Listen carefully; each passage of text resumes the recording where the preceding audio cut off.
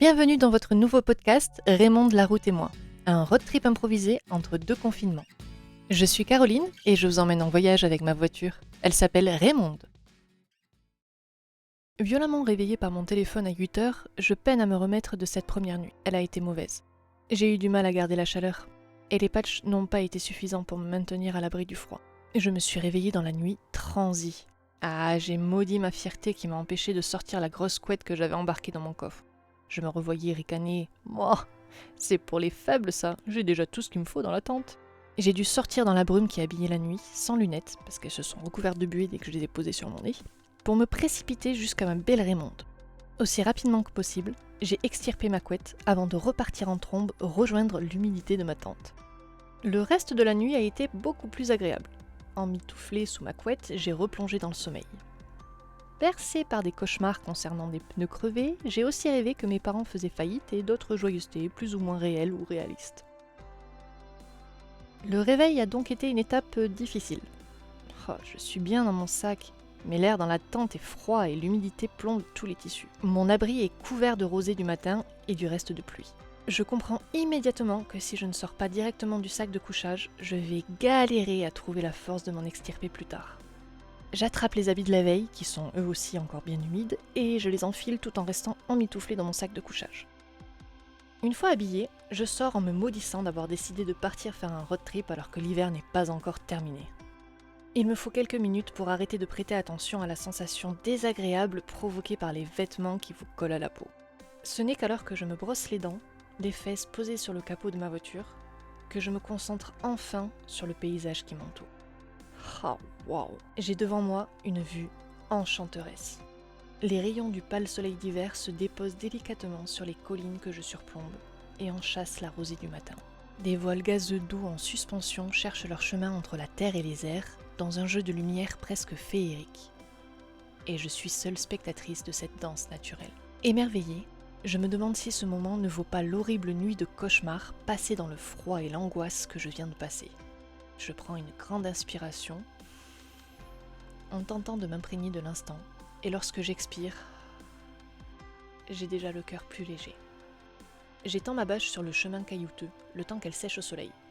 Puis je rassemble mes affaires pour les ranger dans le coffre. Au passage, j'en profite pour vérifier si l'un de mes rêves était exact. Dans l'un de mes cauchemars, je trouvais un cric dans la roue de secours. Et mon inconscient est apparemment un génie qui s'ignore, parce que c'est effectivement là qu'il se trouve. Ne reste plus qu'un problème, j'ai oublié comment en changer un pneu. J'en avais bien changé un il y a 6 ans, mais depuis mes seuls problèmes de voiture ont été bien différents. Une bielle pétée, 2 moteurs cassés, des freins qui ne répondent plus. Ces péripéties m'ont au moins appris à faire les niveaux de ma voiture à la perfection. Changer une roue, en revanche, me demande tout à coup une patience et une logique que mon cerveau privé de sommeil ne semble pas capable de me fournir ce matin. Alors que je débat avec moi-même pour décider si oui ou non le cric doit être placé derrière la roue à changer, Joachim apparaît. La quarantaine et une dégaine de zbab, il est juste apparu derrière ma voiture. De surprise, j'hurle en rampant à reculant la main sur le cœur. Oui, il m'arrive d'avoir des réactions disproportionnées, j'en suis consciente. Ah, de son côté, il n'emmène pas large non plus. Ma réaction le fait paniquer et nous nous mettons à balbutier des excuses en même temps. En fait, en voyant ma galère, il s'est approché pour m'offrir son aide. Et c'est donc ce qu'il finit par faire, pendant que je nous prépare un petit thé. Il m'explique et me montre comment placer le cric et toutes les étapes à suivre pour changer un pneu. À mes yeux, il devient un envoyé des dieux. Après quoi, nous nous posons à côté des restes de mon campement et la conversation se fait toute seule.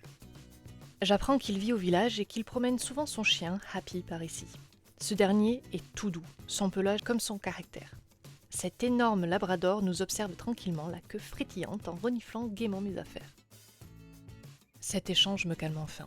La peur m'a habité à leur arrivée et tout au long du changement de pneus. Peur qu'il se barre avec ma voiture et peur d'autre chose aussi. Mais non, cet homme posé semble juste heureux d'avoir pu m'aider et de discuter devant le paysage magnifique qui nous entoure. Il me confie sa vie en quelques mots et certaines de ses peines. Cet inconnu solitaire se livre sur la mort de ses parents et sur de nombreux sujets qui ne me regardent pas, mais je le laisse se décharger de ses problèmes. Il m'a bien aidé à en faire de même avec mon pneu. Soudain, au milieu de l'une de ses phrases, il s'interrompt et se redresse tout d'un coup. Je l'observe, surprise, attraper précipitamment son chien pour l'attacher à l'arbre d'à côté. Il vient d'apercevoir au loin un autre chien qui déboule dans notre direction comme une flèche. Il me dit qu'il le connaît et ne l'aime pas. Apparemment, il s'est déjà battu contre Happy la dernière fois qu'ils se sont croisés.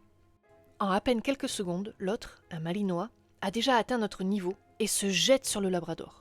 J'assiste horrifié à mon premier combat de chien, tandis que Joachim essaye de s'interposer. Coups de croc, grognements, coups de pied. Oh, les poils si doux de Happy volaient autour de nous partout. Chacun aboie, couine et claque des dents pour soumettre l'autre. Puis, un cri de douleur retentit. L'autre vient de mordre la main de Joachim.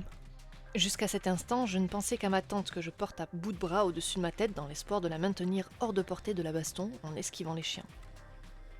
Au même moment, le maître du malinois arrive tranquillement, sans rien dire, et attache son chien, sans montrer le moindre remords. Il doit avoir entre 35 et 40 ans, chauve et porte un blouson en cuir. Quand je comprends que mon nouvel ami saigne, je me résigne à lâcher ma tante et me précipite vers la voiture pour ramener mon kit de premier secours. Je m'improvise infirmière et c'est avec sérieux et une grande maîtrise que je désinfecte et essuie la plaie. Je ne laisse aucune chance à une potentielle infection en imbibant sa main de mon sérum. Oh, un frisson me secoue quand je vois la chair se révéler sous tout le sang. C'est vraiment profond. Il faudra probablement des points de suture, mais ça ne fait vraiment pas partie de mes compétences. Il va falloir l'amener à l'hôpital.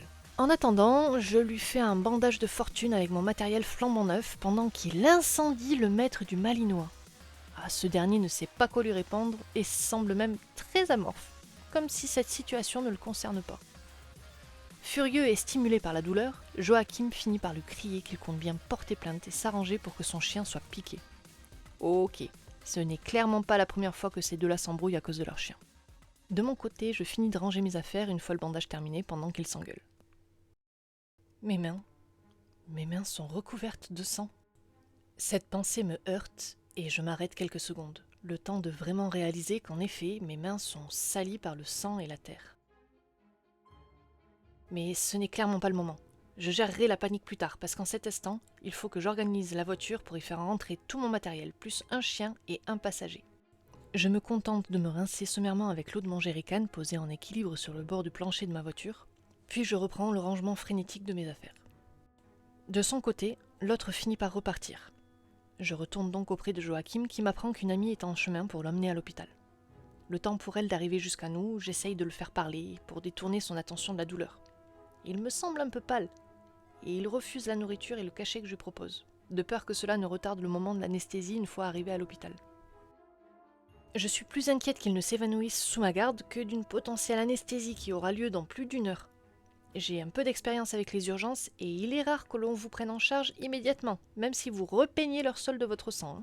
J'ai déjà emmené un collègue aux urgences et il nous a fallu attendre plus de 4 heures en salle d'attente avant que quelqu'un ne se décide à lui recoudre une partie du pouce. Heureusement, son amie arrive rapidement. Elle est elle aussi en colère contre l'autre maître et tout aussi inquiète pour le blessé. En moins d'1 minute, elle récupère Joachim, Happy et ils repartent en trombe, nous laissant à peine le temps d'un dernier au revoir. Je me retrouve soudainement seule, entourée du calme de la nature. Tout s'est passé si vite. En moins d'1 heure, Joachim m'a collé une frayeur, aidé à remplacer mon pneu, partagé une partie de sa vie tandis que nous observions les montagnes au loin, puis il s'est battu et fait mordre par un chien avant de disparaître de ma vie. Si mes mains tremblent encore, l'adrénaline retombe déjà et l'absurdité de la situation me rattrape enfin. Les yeux perdus dans le paysage qui m'entoure, je me perds en moi-même. Que suis-je censé ressentir dans pareille situation ? Je promène mon regard une dernière fois sur les vallées à mes pieds, perplexe.